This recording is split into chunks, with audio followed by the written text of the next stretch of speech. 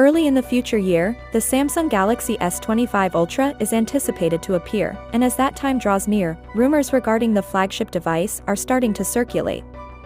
Remarkably trustworthy according to 9to5, Ice Universe, a Samsung leaker, has posted fresh renderings of the Galaxy S25 Ultra on WBO. Ice Universe unveiled the first renders of the updated phone, which included the S Pen, a few weeks ago. Google. The volume and power buttons are located on the right side of the phone, as can be seen in the most recent pictures. The side looks flatter than the S24 Ultra, although this could just be the result of rendering software rather than a deliberate design change.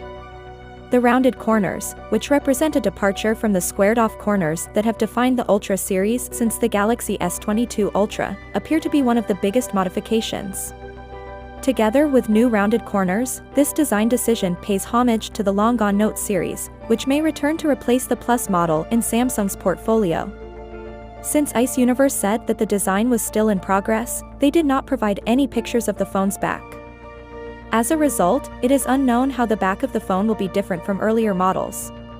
But after a few years of identical styles, Samsung's flagship device might soon get a makeover. This year's January release of the Galaxy S24 Ultra was an early one. If Samsung sticks to the same plan, the S25 range might also come out in January, though it's possible that the company will go back to its customary February release frame. They also revealed ambitions to include the finest memory and application processors to improve AI performance and provide an excellent user experience. It remained unclear, though, if these improvements would be available for the Ultra model alone or for the whole Galaxy S25 series.